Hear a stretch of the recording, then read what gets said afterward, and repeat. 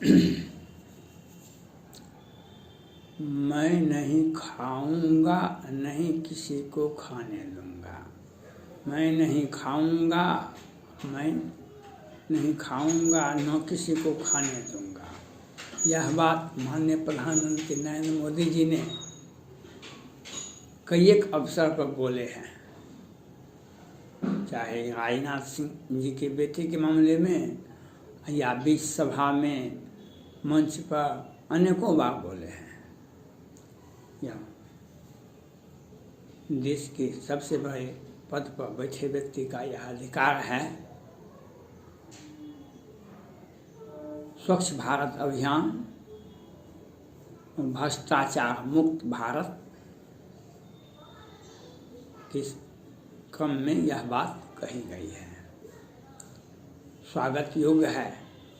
लेकिन समय बदलता है तो सब कुछ बदल जाता है। बड़ी बड़ी बातें भी छिप जाती है, बड़े बड़े वादे भी छुप जाते हैं, लेकिन मुद्दे बदलते रहते हैं। मैं माननीय प्रधानमंत्री नरेंद्र मोदी जी से यह आग्रह करता हूँ,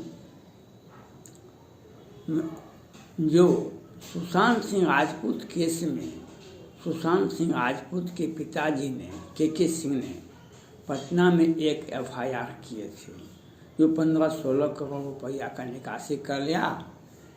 रिया चक्रवर्ती, उसका भाई सौविक चक्रवर्ती, उसके माता पिता सेमुल मियांडा, संदीप सिंह, कुक, नीरज, ये 5-7 आदमी पर। फिर मामला सीबीआई में गया, फिर वहाँ गया, लेकिन दुख तो परिवार वाले को होता है। लोगों को दुख और लोगों को सुख नहीं होता है। अपने से ही अपने प्रति जो होता है परिवार का सदस्य, उसी के प्रति आंख में आंसू आता है। दूसरे के प्रति आंख में आंसू नहीं आता है। अगर दूसरे को आप कोई मर्डर कर देता है तो यह आंसू इसके पास में जो मारने वाले का आंख में आता है, नहीं आता है। आता तो मारबे नहीं करता। लेकिन आज मैं माननीय प्रधानमंत्री नरेंद्र मोदी जी के कैबिनेट एक मंत्री हैं सीता निर्मला रमन जी। आज 5-6 महीना हो गया, ईडी वाले जांच कर रहे हैं। सारे मोबाइल चैट सोशल मीडिया पर तो आते रहता है, आप देखते हैं कैसे पूछताछ में वहाँ तक पहुँच जाता है। चाहे जया शाह हो, रिया चक्रवर्ती हो, अब फिर मामला गुम हो जाता है, फिर मामला गुम हो जाता है।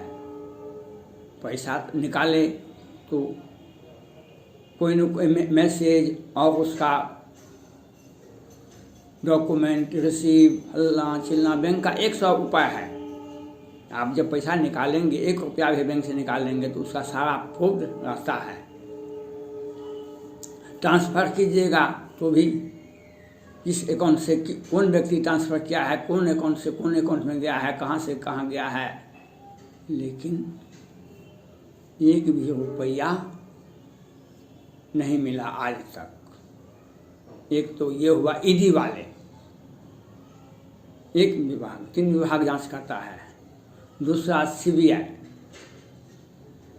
मर्डर केस का सारे मोबाइल चैट 14 तारीख के रिया चक्रवर्ती ने 5-7 बार फ़ोन की थे, उनके मोबाइल पर भी फ़ोन आया था, ये भी बात किए थे। हर सारा काम हो गया, सुशांत सिंह राजपूत मर गया।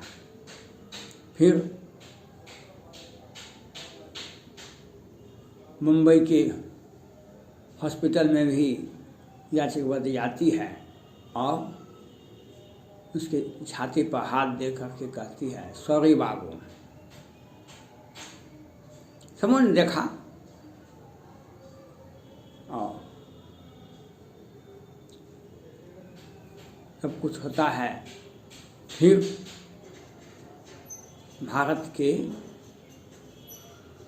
स्वास्थ्य मंत्रालय में सबसे बड़ा हॉस्पिटल है एम्स, उसके डॉक्टर हैं डॉक्टर सुधीर कुमार गुप्ता जी।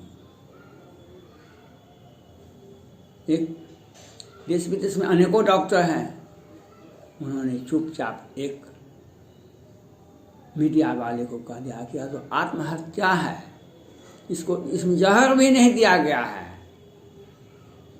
जबकि अमेरिका समेत पूरे भारत और पूरे विश्व में यह प्रथम दृष्टया कहता है इसको यह हत्या है। अमेरिका के भी सबसे बड़े डॉक्टर कहते हैं यह 200% हत्या है। तो अभी तक नुपुर प्रसाद जी सीबीआई टीम के अध्यक्ष हैं, उनके नेतृत्व में पूछताछ करती है। और दूसरा हुआ पोस्टमार्टम रिपोर्ट, और तीसरा आ गया ड्रग आ गया, और ड्रग में सारे के सारे पकड़ा रहे हैं। और फिर जब रिया चक्रवर्ती जी पकड़ाती है तो एनसीबी के प्रमुख अस्थाना साहब प्रेस कॉन्फ्रेंस का कहते हैं 20 विश्व के 20 देशों में ड्रग का कारोबार होता है, प्रतिबंधित है सभी देशों में, लेकिन 20 देशों में होता है। और विदेशों से ड्रग का कारोबार करने वाली रिया चक्रवर्ती ही है। अगर बम्बई हाई कोर्ट इसको बिल देता है तो हम इसके विरोध में सुप्रीम कोर्ट जाएंगे, इसमें बिल का नियम नहीं है। और